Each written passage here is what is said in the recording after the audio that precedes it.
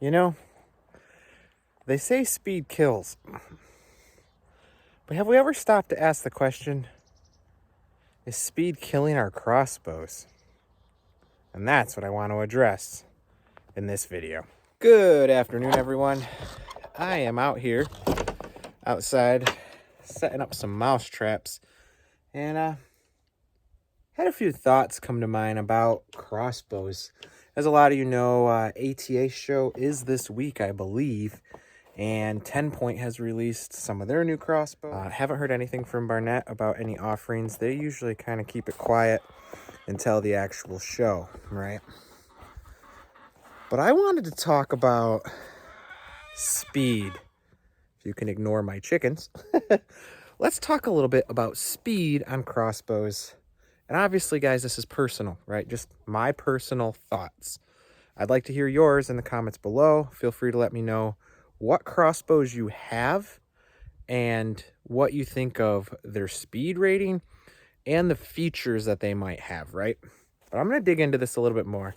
Let me set a few mouse traps in here because the mice have found the chicken food.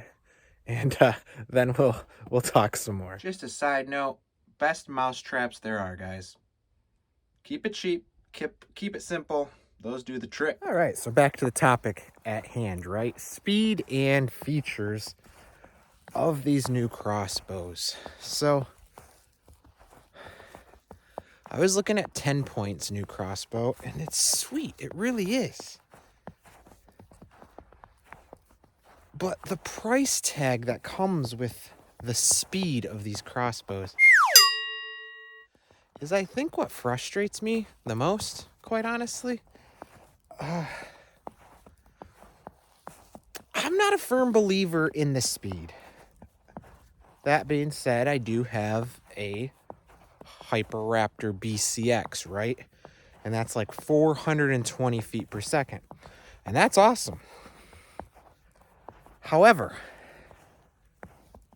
I don't think you need it, quite honestly. I have it,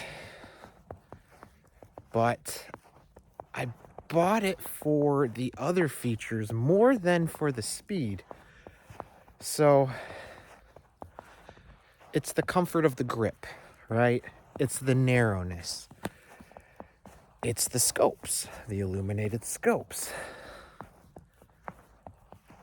I would love to see a company provide some of those things in the 370 to 410 speed range. Honestly, I think you stay below 400 feet per second,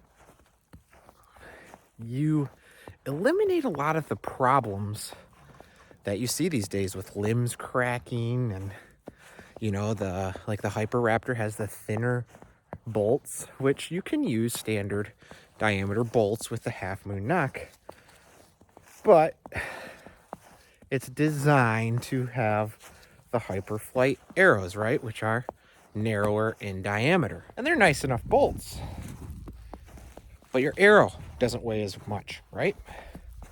So then you're putting more stress on the rest of the bow as you shoot. And it got the job done this year, don't get me wrong. I like it a lot. I just feel like we need a company to give us the nicer handles, to give us a few of the perks without the speed. You know, for the compound bow shooters, which I am slowly becoming one, right? You're not having all that speed, and yet you can still get the job done. So yes, the crossbow affords a better speed, which means a more ethical shot, which I'm all for. But do we need 500 feet per second? For me personally, I don't know. Now, I've never shot a 10 Point. I have a lot of people telling me to get one. But again, you know,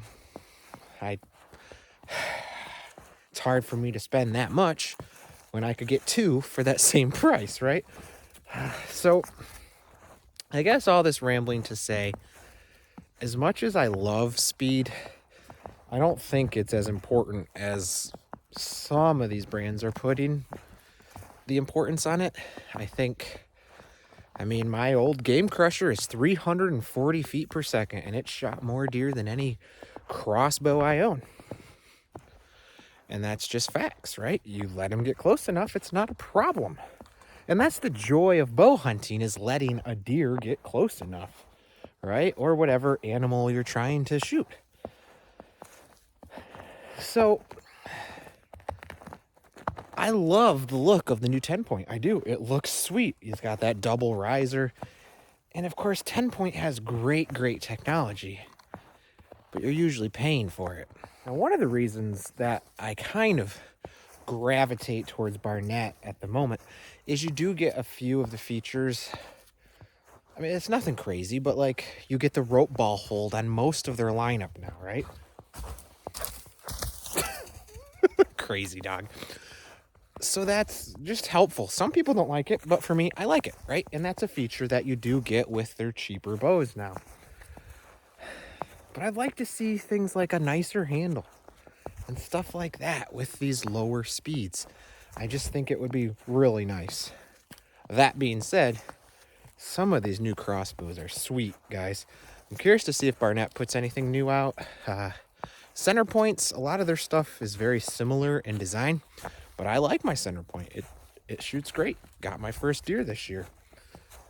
Now, I think 10-point, I believe it was maybe their Wicked Ridge lineup. They actually put the decocking on. I believe it's the M1. I'm not 100% sure there. If I'm wrong, just correct me. But I do believe that they have put the decocking on it, and that's cool. I don't mind just shooting my crossbow to decock it, but for those of you that do, that's a nice feature, and Wicked Ridge is a cheaper option to look at, right? So as I'm editing this, I just wanted to jump in and say that the price on that really is not bad, and that's kind of what I'm hoping to see more of, right? You got the 390 feet per second. You've got a new feature, right? You can decock it now, and you're looking at like the $700 price range. So that's what I want to see more of with these companies. And I'm glad that, you know, we got a company here that seems to be kind of diving into that just a little bit. Now, the other thing that I really wish we'd start seeing more of is companies like Barnett or even Centerpoint get into that reverse draw again. I picked up a reverse draw here at Dunham's not too long ago. It was a Wicked Ridge. Man, it's just so well balanced. I'd love to see more companies do that. So I'm really curious to see what gets shown here at the ATA show. I'm really curious. Is there more reverse draws coming out? Stuff like that.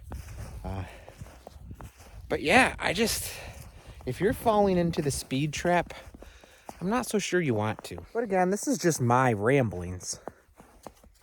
What are your thoughts? Is the speed worth the price tag?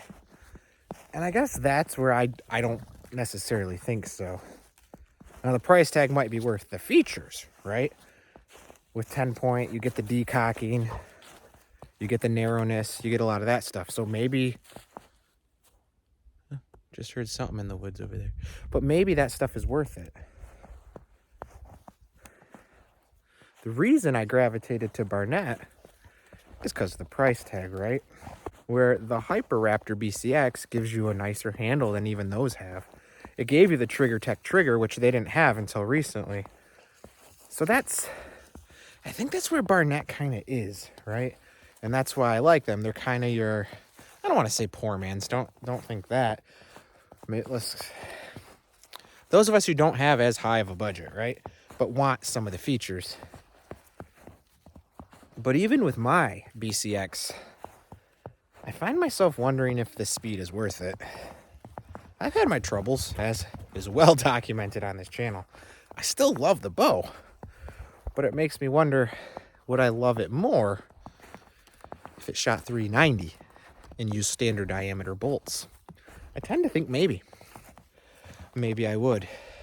And hopefully there is a push against this speed thing. You're seeing cracked limbs all over the place and broken strings, and you know, delamination on stuff. It's like maybe we need to take a step back. Maybe we need to focus on the features, on the technology that we know works good. I don't know. It'll be really interesting to see what they show at the ATA. Obviously, some of them have shown their stuff already, as I mentioned. But what else is coming out? You know? What do you guys think? Are you in agreement with me that maybe we don't need to try to reach 600 feet per second? Maybe we don't need to shoot a football field? I don't know. Part of me thinks maybe that takes away from the thrill of the hunt, right? That's why I don't rifle hunt. I don't want to shoot 200 yards at a deer. I want it to be about 20 yards. So maybe that's why I'm okay with slower speeds. I don't know. Again, what are your thoughts?